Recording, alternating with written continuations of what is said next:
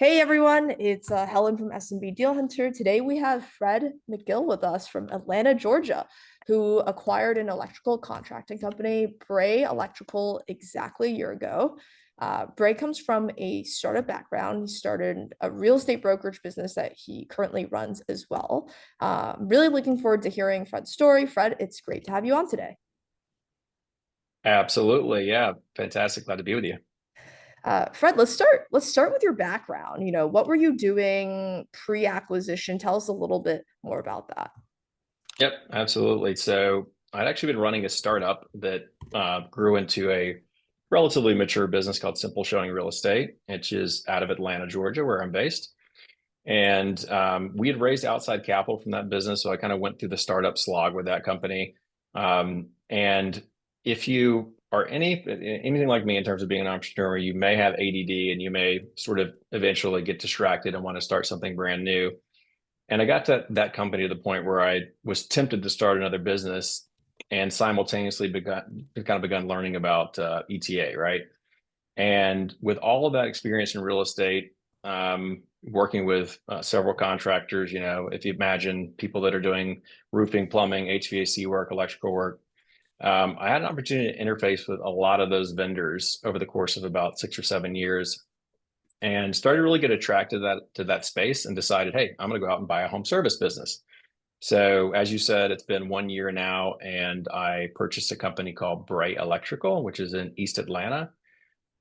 We have a team of 18 people, and the company has actually been around for about 20 years now. So, pretty ingrained in the local community here, and we've grown it nicely the first year, and hoping to obviously grow it even more here in year two. Congratulations. That's awesome. I guess just even Yeah. going back to, as you were thinking about, do I start another business? A lot of people get into ETA or entrepreneurship through acquisition for, I guess, for various reasons, but what was your reason?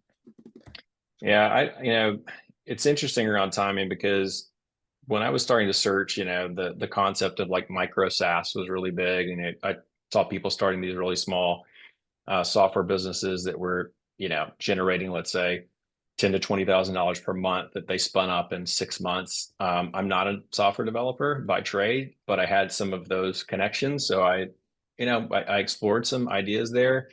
I also looked at some other things in the startup space that it would take way too long to explain. But I really decided to lean into sort of two things: what I enjoy, and then what I have a little bit of a track record around, which is tangential to real estate, which is the home services. So that was very tempting, because the concept of buying an existing business, because if you've been through startup world and you put forth, sometimes you have to, unlock a lot of your savings, right? Sometimes your spouse may have to, um, you Support know, you. do support you in a lot of weird ways, right? Working late, and you're foregoing, some oftentimes a bigger salary typically. So I had done that for several years. In fact, when I went from the company I was at before I started Simple Showing, my last business, I was the head of sales and marketing at a pretty good sized venture backed company, making a very decent living. So I think you make a lot of sacrifices, and not saying you don't make those kind of sacrifices when you buy an existing company, but I do think that it's a bit more it's a bit easier to tolerate, and I can tell you that now from having been on both sides for sure. If anyone is considering both, like, hey, I'm going to start a startup or I'm going to buy a business, um, you know, unless you are just have a unicorn background where you have a combination of you're a baller software developer and you can do sales and you're like excellent communicator and you have a very unique idea that you think you can implement with a good moat. I would say buy. I mean, I definitely am an advocate now for buying an existing business, because you know I know, I'm sure ad nauseum you guys have gone through like the failure rates of startups versus SBA loans, right? But so, and it's so true. And luckily or unluckily, my last startup was in that very awkward spot where we didn't fail, but we didn't have that huge exit, right? That everyone hopes for when you raise capital. You're pushed down that path, because if you if you don't achieve an exit, your investors are never able to get their liquidity, right? So, and that's another probably thing of a warning, right? If you're thinking about starting an actual real startup, is I have investors to this day because we did crowdfunding, and so we had over 2,000 investors, to close to Wow. 3,000 investors. These are small, very small investments, right? And I have people to this day that, I mean, not regularly, but once a month, once every other month, that had put in, let's say, 500 or $1,000 of investment to our business 6 years ago. And they're like, well, what gives? When am I going to see a return on this? And that's the difficult part, right? You always have that kind of hanging over your head, if you don't end up exiting. And we still certainly hope to exit that business at some stage. But so yeah, so that's the backdrop in terms of when I was looking at both paths. No, that's thanks for sharing. And what did the start of your search look like? You kind of mentioned you wanted to go in something, probably home service, Yeah, tangential experience. Where did you start looking? What was the rest of your kind of investment thesis like? Certain size, any more yeah. specific niches? Tell us more. Well, I originally just wanted to be in the home service category, something that I knew I could knew that would grow from a digital marketing perspective. So if you, if the only way to grow a business was going to be through relationships, I didn't think that was going to be super scalable. If certainly there was customer concentration risk, which a lot of home services company, especially construction companies, have, didn't want to do that. So I kind of at first thought anything in home services, like it could be you know, uh, installing, custom closets and blinds and stuff like that. I looked at literally a ton of things, and I probably had about 11 or 12 seller calls, but I really started narrowing it down to the typical big three or four, which would be plumbing, electrical, HVAC. The thing I like about electrical specifically, um, that I'm hoping I'm early on, right? Because there was a big wave going in HVAC, and still is a lot of interest around that among PE and searchers. But the thing I like about electrical is there's a lot of regulatory, political, whether on a state level or a federal level, that is going to be continuing to push for things like renewal of the electric grid, on a national scale, regionally, improving the delivery of electricity, whether that be through wind, solar, nuclear, even possibly. We have a nuclear plant here in Georgia. Um, and then there's going to be a lot of advocacy around, like, how do we deliver electricity at scale and reduced cost. So, and then you see certainly that play out in a lot of different channels, right? Because you see, electric vehicles that have become, whether you've like, I personally drive like a gas guzzling truck. So, but we do a ton of car chargers, installation of car chargers in, people's garages. So, but, and then you even see scenarios where certain municipalities will require, for example, they may require that you have a backup solar generator or solar panels, or you may have to have an electric vehicle charger for you know, um, every so often in each parking spot, depending on the square footage of the building. So there's some very strict, we don't have that as much in Atlanta, but certainly out west, I've heard of that happening. I think it'll probably push this way. So there's a lot of productization of and sort of other related product lines that you can forecast in electrical, whereas and maybe so in plumbing and HVAC as well. But you think of plumbing, I mean, it's like you turn the water on, you got a fixture that delivers the water, you got a drain, boom, call it a day, right? It's way more complicated than that. But with electrical, I mean, you have solar now. I mean, these are emerging over the last 10 years, right? So solar panels, you have, like I said, when you have EV chargers, you have smart panels, electrical panels, you have smart home system, you have smart lighting, you have smart cameras. So all these things are pretty new, right? Meaning there's not a super entrenched, really big entrenched player that's doing every one of those. So that was attractive to me.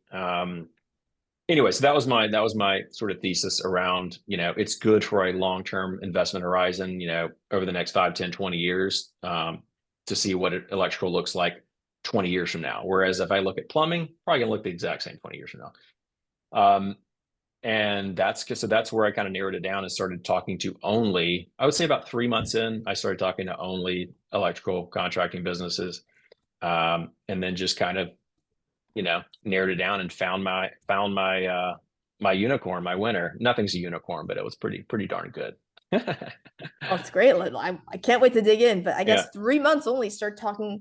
After 3 months, only start talking to electrical contracting businesses. Were you looking both on and off market at this point? Were you only, I guess, first, were you only looking in Atlanta or other places? Yeah. 'Cause obviously, that's niche down. So, I only looked well, I actually primarily looked in the Southeast at first, but I knew that realistically I wasn't going to move. Luckily, and another random like consideration for anyone, right, is thank God my wife has a very, stable corporate job. She's been at for a while. And so we're not leaving. But that being said, it was super helpful to look in these periphery markets, right? So because they can give some insights. And so I looked a little bit in Nashville, a little bit in Charlotte. These are the cities that are around us that are comparable to Atlanta. There's a lot of those that are kind of right in this 100 to 150-mile radius of Atlanta. So I was looking at those just to kind of get a basis for the multiples. And I actually set up several calls. It was probably, had they known that it was a waste of their time, that I was not going to buy that company in Orlando, Florida, they probably would have not taken that call. But that being said, when you do those calls, you pick up so many things that you then begin asking on the next call that you had no idea about, right? And so many random things like that I can give examples for if you're interested. But yeah, yeah, let's um, do it. I want to hear the well, example. I would just say that, like, just totally random things that you don't have on your questionnaire, right? And then they start revealing things, and you're like, "Holy smokes, I didn't think about it. I'm going to ask the next guy that." Like, for example, one of the individuals was telling me about, the seller was telling me about how they clock hours. So I was like, "Well, what do you pay your electricians? There's 12 of them. What's the highest? What's the lowest?" And sometimes they're cagey about that. For the most part, I think when I first started asking, like, oh, well, my top guy is $36 an hour. My lowest is a helper, and he's at 18. And you're like, okay, cool. How do you keep track of their time? And then, the first guy's like, oh, well, we got a spreadsheet, right? We got an Excel spreadsheet. Like, oh, that seems terrible. And then I'm like, okay, well, now I know that. And he told me, let me go ask the next guy. And then the next guy has like a actual app that he uses, like an actual like timekeeping app. And I'm like, oh, I didn't know that existed. Cool. And then, but the reason why it's important though is because when I took over the company, I discovered that they use something very similar to a spreadsheet, not a timekeeping app. And guess what I discovered within the first 2 weeks of the business? Everyone magically had 40 hours every week, or 40, 41, 39, right? Um, and which is not, I mean, not really realistic, and because, sometimes you can get done with the job at 2:30, right?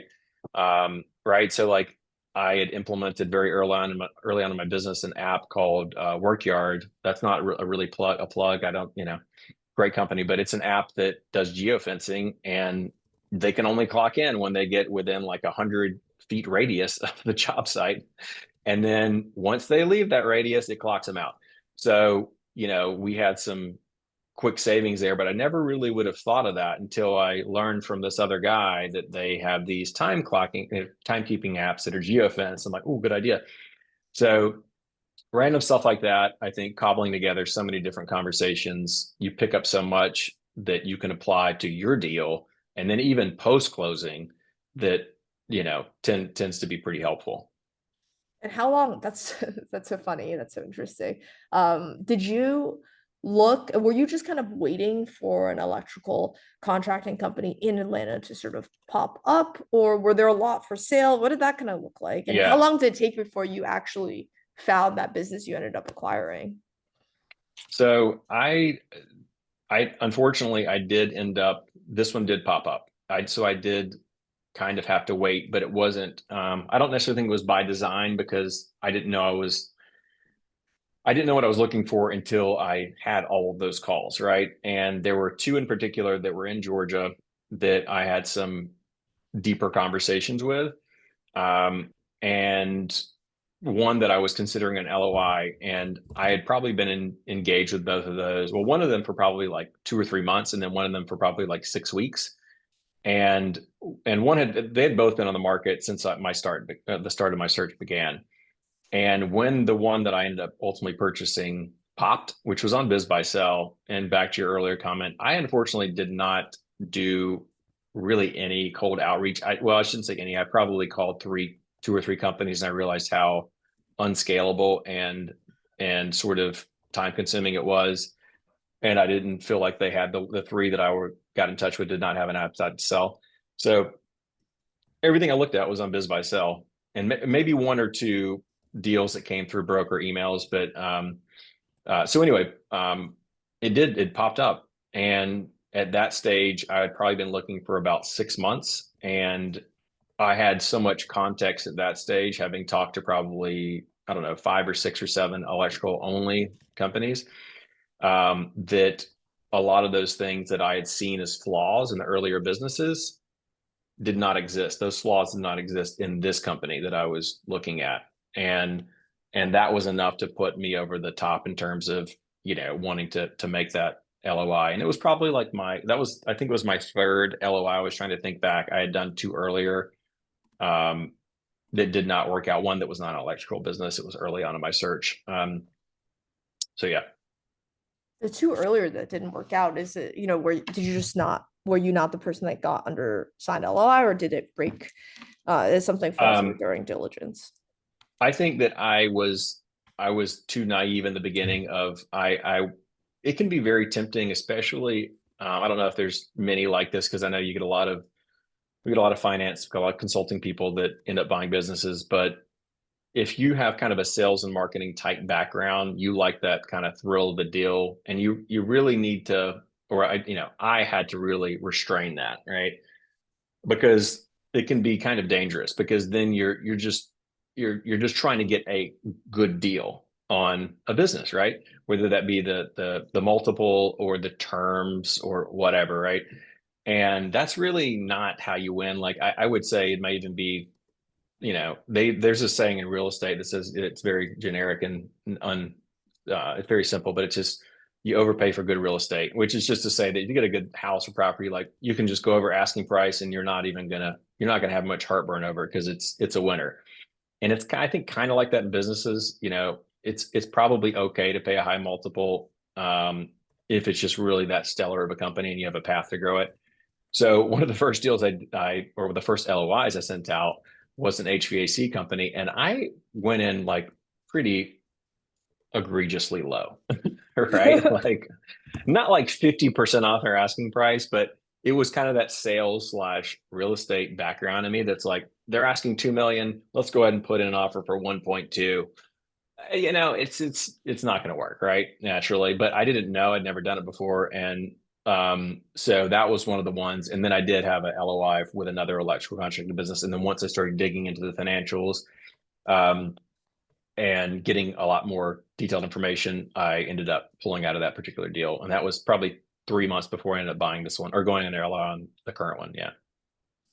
That's super interesting. I totally agree on the sort of the overpaying piece, which and I feel like in the small business space, it's really hard to find a good asset or a good business, and that is in many ways more important. So, Yeah. um, I'm curious, for those listening who maybe want to buy an electrical contracting business, what are some of the things to specifically dig into during diligence? Like, what are the things now that especially you're on the other side, you're running this business Yeah. for a year, what are the specific things you would actually dig into?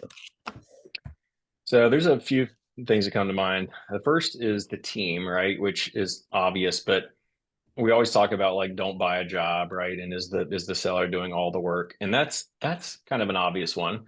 And you can certainly ask, it's very easy, like, what's your day-to-day look like? What's your week look like? But who's right underneath there, right? That's got that go to or multiple people, whether it be an office manager, project manager, a GM, potentially, depending on how big it is. Or there could be multiple of those. There could be a CSM or customer service manager. They may have an estimator or a sales manager, possibly. And I think understanding that middle layer is really important because I can't tell you how much like I leaned on them in the beginning and still do for sure.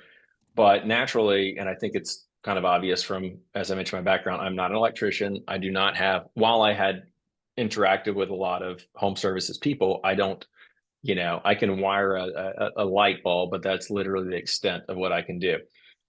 So you really and truly are like, almost like a helpless infant, your first like couple of months. And so, yeah, I mean, you really have to lean very heavily on this. So we're really understanding what those people do. If you can understand their pay as well, that's not a bad thing. To see what kind of exposure you have from a, overhead standpoint. That's important. I think also the design of the revenue streams, right? Because everyone always talks about in home services, you don't want to have a lot of new construction exposure. This is kind of like one of the obvious things, because there's a lot of risks around new construction. It's susceptible to interest rates, the economy, et cetera. Yeah, that's true. But then what's beneath that? Is it all commercial? Is it commercial service? Is it residential? Is it residential service? Are there contracts in place for like service contracts, for example? That's important. And then if you can get this, less sophisticated companies are not probably going to have this, but can you get a pulse on what the average ticket is, right? So what is the average job size? So it may be as small as $300. All right. So think about like a plumbing business, maybe, right? Like you may go in and clean a drain or install a kitchen faucet, and you may only, literally just earn $300 on that job. Or you may be an HVAC business and you're installing a big system, and maybe the average job is $7,000, right? That's totally different. So quantity of jobs per month, if they have it tracked, and you got to hope that they do. Unless you're buying a really small company, you really have to hope that they have some idea of what that is. So number of jobs per month, or annualized, whatever, the dollar value. And then if you have those things, then you can, or if you have the top line, naturally going to have that and the number of jobs, you can back into the average job cost or the average job revenue. And then square that with the average revenue per head, right? Per human. And so you would take all of the techs or whatever they call them. We call our guys techs. They're all the electricians. Um, and then get a sense of what is the average revenue per tech.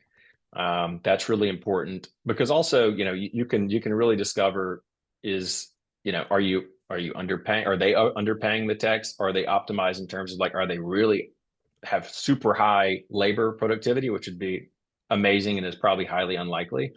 Um, and and then what sort of like headroom do you have to grow that? So those are definitely probably the most important things. And then and when you ask those, you'll understand what they're using to track those things. So do they have sophisticated apps like a Service Titan, which we hear about a lot in the home services space, or an app like Jobber? There's a lot of ones like that. Or are they truly using just spreadsheets, right? Like how are they tracking those things? I'd say those come to mind first, and then the last thing, and I'll stop on that, is if you do want to buy a company that is service oriented, meaning residential service, um, they would have to have a presence on Google, typically represented by a lot of reviews ordinarily, under their Google profile. That's a just very easy proxy for understanding, do you do service work, residential service work, whether you're in any of those things, like you install closets, you clean gutters, any of the things that are related to a residential dwelling, right? They are going to have, and they will have, a Google My Business profile and some sort of presence there. But then, and this is where I'll end. Sorry, I'm going to roll on this one. No, go for it. But the thing is, you want to, if you think about it, you don't want it to be nil. So you don't want it to be non-existent and it's 0 or 1 or 2 or 3. But you also don't, you may not want it to be like 700, right? Because if it's too big, maybe it's implied that the current seller has pulled all the levers and they're stuck. There's not a natural obvious path for growth, right? So so you want it to be, I think, in a sweet spot of it has a path to growth, but it's not like, non-existent. Um, so that's a good way to understand when they're like, oh, we do a ton of service work, man. We're doing 100 service calls per month. Okay, cool. And then you look them up on Google and they're like 3 reviews. No, bro, he's lying, right?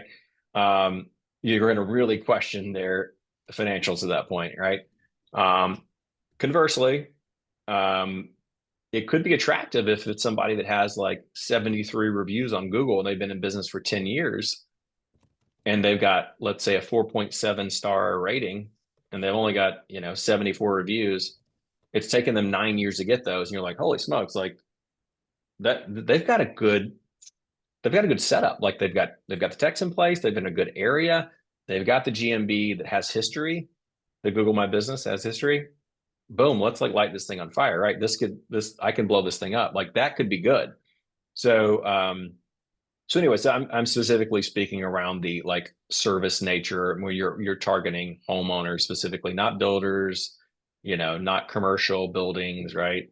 So I would definitely want to look at that too. So in summary, how are they tracking service work? How many jobs do they do? What's the average job size in terms of revenue?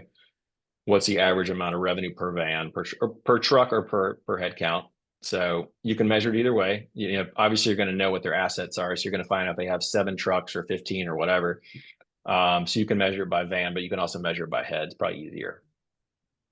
No, this is great insight. I'm sure everyone will feel this way. I guess really quickly, back to the design of revenue streams, quality of revenue in an electrical contracting company. What is how would you prioritize like the highest quality of revenue to lowest? Like, what are you looking for now? I wish there was and I think most PE groups and most probably investors, even independent searchers, are going to probably tell you that they want this recurring service revenue or recurring maintenance contracts. And I will say that there is some of that in electrical and what we do, but it's a little bit of a stretch. And so I've yet to introduce it. So if you think about now to the people that are listening who have homes, who own a house, it's maybe pretty reasonable to buy a service agreement if you have a $12,000 HVAC system, right? So you might find some value in that. You're paying $300 per year or something that's very, tolerable, and you're going to get 2 cleanings, right? And they're going to replace your air filters and like that. Okay, fine.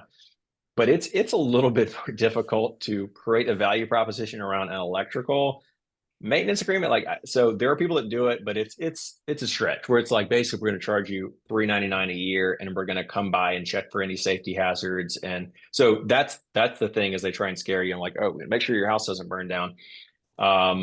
So we don't do that. So maybe we will in the future, and there will come a place in time if we do solar or something like that where you do want to have a maintenance agreement.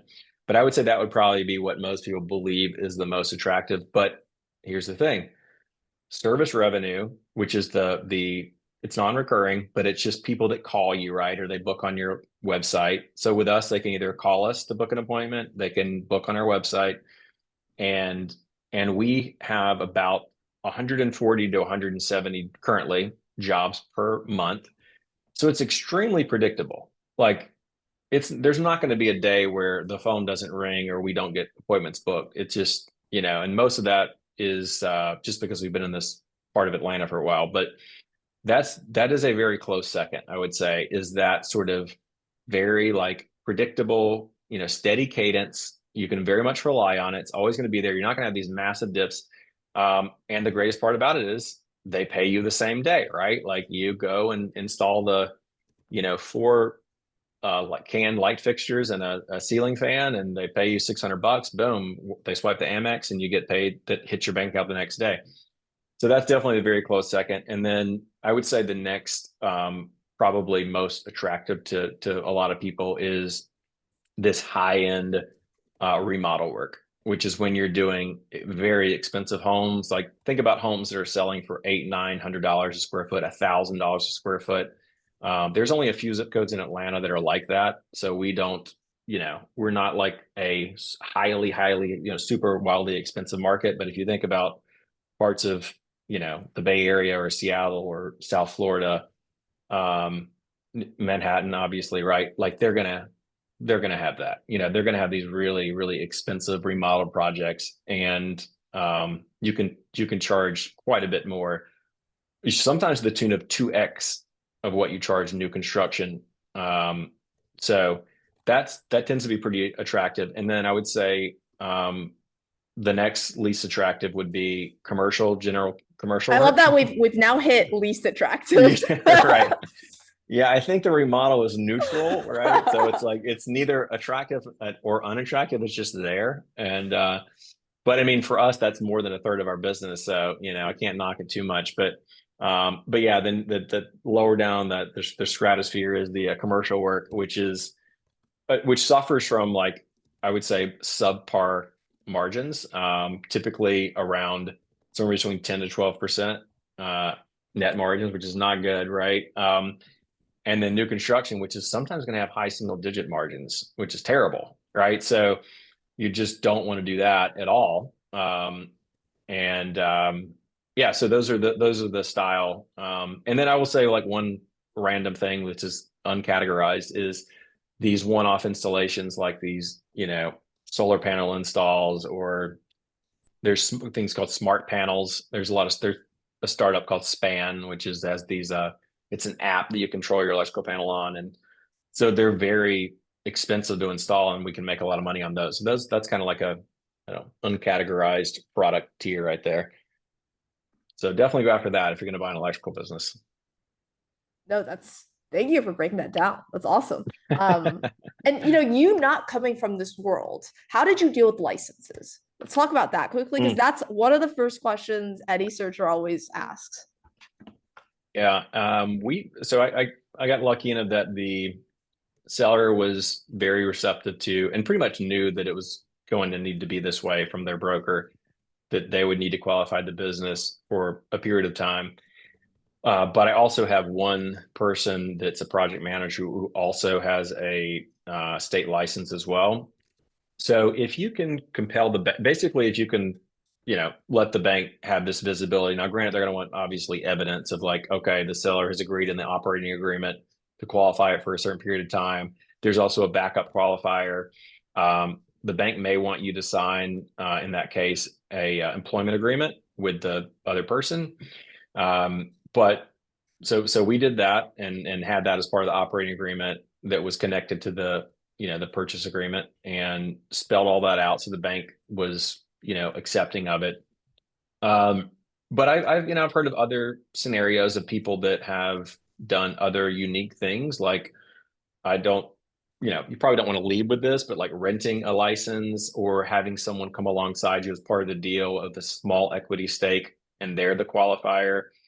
So there's other, I think, creative ways to do it, but I think probably the safest, because it keeps the sellers, involved, is to sort of make them qualify the business for a period of time of at least a year, I would say, maybe longer. Our agreement is 2 years, so kind of the longer the better, frankly. But that's how we mapped it out. And have you since created redundancy? Or how are you thinking about that? And then I guess follow-on question is, what is the seller's role in those 2 years that you're kind of expecting? Yeah. So on the redundancy, yes. I mean, aside from the other person that has a license, I have another, now a second or really third person that's working for the company that is pursuing licensure, and has already taken so you have to take classes first, and then is going to be sitting for the test actually next month. So that's always a very delicate thing too, because they're always in the back of your mind. You're thinking, like, oh my God, if I get my key employees, right, key contributors, are now going to become licensed, like, why would they not just leave me and go start their own company? So that's always, like, that sort of nagging thing in the back of your mind. I feel very good about my team, and that I've set them up in such a way, compensation wise, that I would almost make it silly for them to want to leave, right? But So it's a double-edged sword, to create redundancies and have licensed people on staff. And then in terms of what my seller does, they actually are, so the seller is getting a stipend or a monthly pay, not anything crazy that carries out through the duration of when they qualify the business, and then it is going to end, at the period when I swap it over to someone new. And I think that most, I mean, you're not going to be paying someone like $5,000 a month to like qualify the business, nothing like absurd like that. But also you can't, the bank doesn't want you to give them like $100. It's got to be something that's market rate, right? Um, but for the most part, I mean, my seller is not involved at all in the day to day and hasn't been for, I mean, probably 9 months. But was pretty heavily involved for the first, I would say 60 days, 60 to 90 days, probably. Yeah. Got it. And I guess tell us about those initial, I guess 60, 90 days when you took over the business. What did that look like? Yeah, I think you're always very tempted. I was very tempted to want to change. There's always going to be a bend towards, I mean, I would think for most entrepreneurs, there's going to be a bend towards wanting to grow the company naturally.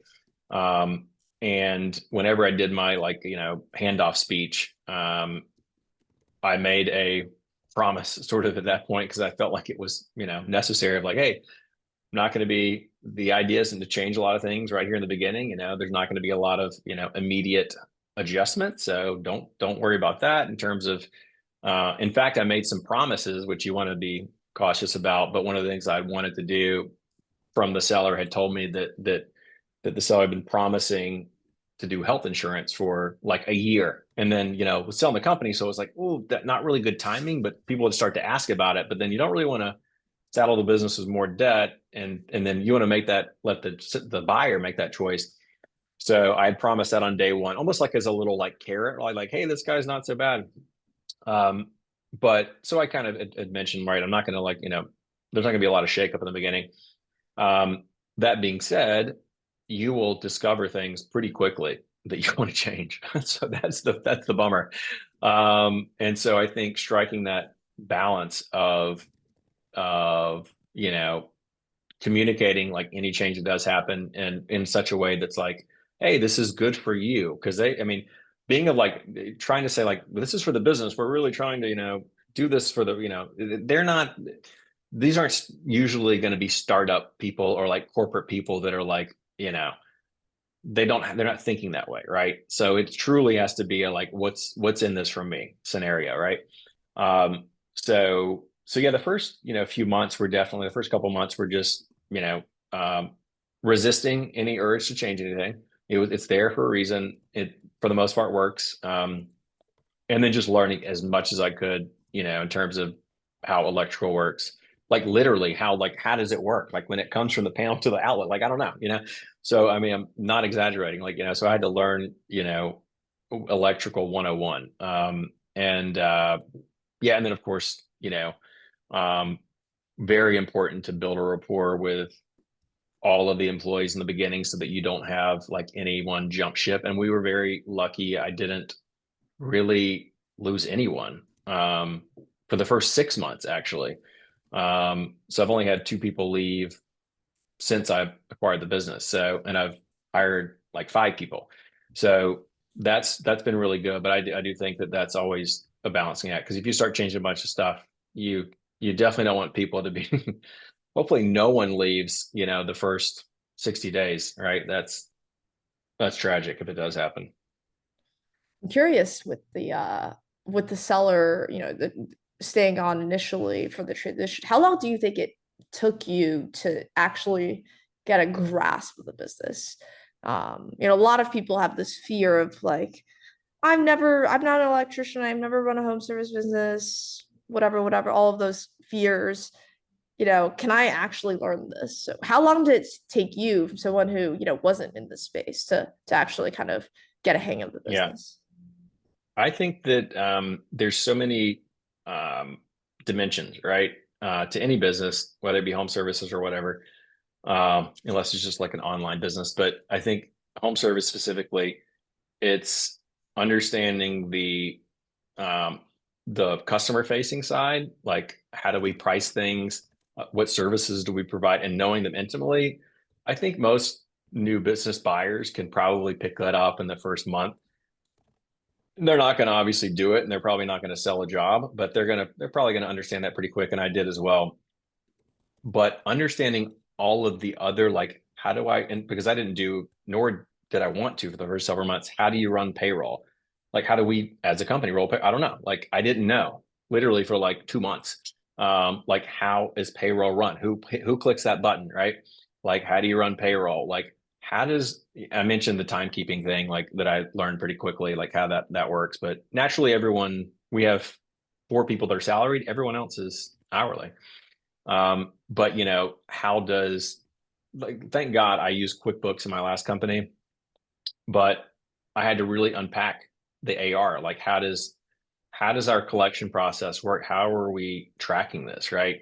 So I did have a little bit of understanding with QuickBooks, but that became an important dimension. And then our core, system of truth, which is Service Titan, never used it before. Never logged on. I mean, I looked at their website naturally, but I had zero clue how it worked because that's what does the dispatching, right? So we book our calls, our jobs in there. We dispatch the tech there. You can track the van. You can, see the quotes, right? Everything, right? Never used it. So you gotta, I had to figure that out. So it's literally so much that first month, and on top of learning like how that thing, like whether again it's HVAC, plumbing, gutter cleaning, whatever, like, that in of itself paired with all those other things is a bit overwhelming. I would say you are definitely going to be a little bit stressed out. Like, to say that it's going to be not going to be very challenging is unfair. Like, you gotta confront reality. Like, your life is going to be very difficult for the first 8 weeks, no doubt. 100%. Let's talk quickly. You spoke about how you're able to grow the business pretty significantly this past year. What were some of the most impactful initiatives or changes you've made that kind of led to that growth? Yeah. So I have doubled down on sales and marketing, which is, a kind of an obvious path to go. But I believe, I was a big believer before buying this company in the in studying the unit economics of a marketing campaign, or the ROAS, return on advertising spend, how are we going to measure it, right? And that's just a valuation of a funnel. Like, you got the budget up here of however many campaigns you have, and then you have your clicks on the next stratosphere, and then you have your actual leads, and then you have your conversions. So luckily, being coming from the real estate space and the real estate and startup space, anybody in startup world is going to understand digital marketing pretty extensively. And then real estate happens to be extremely cutthroat competitive when it comes to marketing as well. And so that's sort of where I cut my teeth. So I wanted to really, lean into that discipline. And, there's some things that we tested and didn't work, but for the most part, we have a pretty good return on ad spend. And that's where I've relied on growing the business. And back to your question, or that breakdown of like maintenance, service, commercial, new construction, blah blah blah. If you think about it, there's a few of those categories that is impervious to digital marketing. It is not going to work, right? And naturally, right, you're not going to get new construction business from running Facebook ads, of course. So primarily, you're going to be targeting consumers, and for that kind of upper tier, what style of work you want.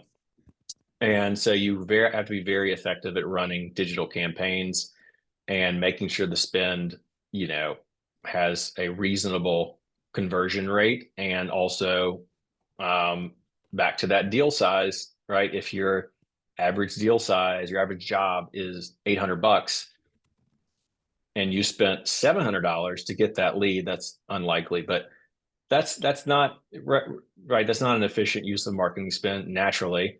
But conversely, like, it would be impossible to get a converted lead for like $20. Like, that's not happening. So, what's the sweet spot? and then you just work to optimize it. Like, okay, we got it. We're, $180 per lead this month. Like, can we get it to 150? Can we get it to 120? Right. While simultaneously increasing your job value, your average job value. That's a lot of what, and I think, I had been on another podcast, and that's a lot of what I had mentioned on that is like everybody gets so hung up on almost kind of the wrong thing. They're hung up on like, oh my God, my SBA payment is going to be $15,000 a month. And they get so sort of obsessed about, how much this SBA payment's going to be, or they get obsessed about like you say, like I don't really know the garage door business. I'm about to buy a garage door company or whatever, right? Manufacturing business, blah, blah, blah. And those are, definitely legit points of anxiety for sure. But I think that the actual real worry is, are you going to figure out how to grow the business? Like, do you really know how to do it? And do you have a reasonable blueprint to do that? Um, so anyway, I think it just becomes very central. Like once you take over, it's like, that's what you're really thinking about is, you know, how to get the phone to ring. No, that's great advice. Are you able to share how much you've grown the business this past year and where you kind of see it going? Yes. Well, when I bought the company, they were doing which was in 2023, $3.4 million, a little under $3.4 million. And then we just got the numbers back from 2024, which is, I had it for 10 and a half months of the year, almost 11 months of the year. And we did just a hair under 4 million. So, we grew it, the top line, call it $650,000. But on a percentage basis, it was pretty respectable. But the goal for this year is to take it from that $4 million mark to $5 million a year in 2025. So I think we have a very reasonable path to do that. It's not like this massive stretch goal. And I think it's just really, I think you're always I mean, naturally, we're in a better spot now to grow the business because of some of the things we've implemented that took a while to kind of like get cranking, right? So that's definitely the goal for this year. And if you think about the home services space, as many people have mentioned, it's very fragmented. So once you get to that where you're approaching like a $10 million run rate, depending on your market, then you become one of just a few, maybe a dozen or so. Maybe a little more than a dozen in Atlanta. But if you're in a Greenville, South Carolina, that's only like an hour from us, and you're at a $10 million run rate, you might be one of like two or three that are that big, right? So I think that's probably most people in the home services goal is to try to hit that. I mean, we're way, way, way far from being able to do that, but I think that's generally where I would want to take it eventually. No, that's great. Any sort of final question from me? I know we're running well over on time, but um, what have been sort of the biggest challenges that maybe you were or weren't expecting post acquisition in the past year since buying the business, or maybe even about the acquisition process as a whole? Oh man, so many random weird surprises and difficulties. One of the things that I cataloged on a podcast before was like, I think that I definitely underestimated the AR like recapture because some people look at a deal and they're like, oh man, this has $400,000 of AR sitting out there, and whether you decide to buy that AR or maybe you're encouraged by it because it's like, hey, they have invoiced a lot of these deals are going to pay out in the next 30, 60 days, whatever. However you look at it, like, I definitely, I think, underestimated the nature of that AR, because I didn't buy the AR. So it was sitting out there, and we saw checks. I saw checks coming in and ACH payments coming in, after week one, that money comes in, but we're not cashing it, right? It isn't coming to us, it's coming to the old business. So I think really deeply understanding that, pay cycle. If you have that style of, business, that was definitely important in terms of the deal. Otherwise, there nothing like majorly shocking in terms of luck. Thank God, like luckily in the actual deal itself. And then I think post closing, a bunch of things. I think you have to. A lot of people talk about like how you can make a more like meaningful impact on or have more influence or whatever on certain businesses or the employees, right? And I think that I'd heard that a couple times and be like, maybe, yeah. I mean, my goal isn't necessarily to go in and like, create, had some huge impact on one of my tech's lives, or their family's lives. But my goal is to like grow this company, right? Create value and inside the business. But it is definitely very true because, whenever you work for another bigger, I think back of, I'd worked for Salesforce.com, this is 10 years ago and a very big company. And you're not going to, I mean, it's kind of unlikely you're going to have this like real meaningful impact on your colleagues, right? Or your subordinates or whatever, people that are rolling up to you. Probably, I mean, you could maybe, but like there's so many things. I mean, I could, geez, so, I mean, from people going to having to go through therapy for alcoholism or someone that's, trying to conceive a baby or, someone that's wife has a, health diagnosis, right? That, I mean, so many things and they're, these are just normal people, good people, but the thing that you do on a day-to-day basis, I mean, it really can impact them, whether it be, financially or, from the culture of the business. So that part has been really cool. And, it makes it a little bit more meaningful than just like you're a business owner, right? So that part's cool. And then I think one last final like non-sobby thing is it is tricky to learn how to hire, right? Because hiring is two of the most important things of any company that you're going to acquire is going to be marketing, sales, growth, and hiring people. And so you really need it takes a while. Put it that way. I hired a couple of duds in the beginning, right? Just because I didn't know what a good electrician was. I didn't know what they look like. When I'm talking about look like in terms of skill set, right? Like using, tools with their hands. So that's a learning curve. Is figuring out how to, whereas I could hire a project manager or a salesperson or a marketing manager or a all day long, right? Like, I mean, I've, been Any on so tips? many, Any tips on hiring the skilled well, labor, not you being a know, skilled technician yourself at this point? Yeah, one example that I give that I think can kind of translate is that, or where I kind of was messing up a lot is one of the complicated things we do is install new electrical panels. And you think about we have a lot of old houses in Atlanta that are built, they're 100 years old, right? And so people are oftentimes wanting to replace their electrical panel. And it's a good style of work for it. It's typically could be about $3,000 to replace a panel. It takes all day long to do it. And they have to get the power company to turn off the power before we start working on it. And so they don't have Wi-Fi, they have nothing. And so you have to know how to do it, put it that way. Because when the power company comes back on and flips it on, it's got to work. And so anyway, it's not easy, not every ordinary electrician can do it. So in the beginning, I was asking people like, well, we do a lot of electrical panel swaps. Like, do you know how to do a panel replacement? And if they said yes, I'm like, boom, check that box. You're hired, right? Among some other questions I would ask them, but I'm like, man, you just got through my filter. You can install an electrical panel.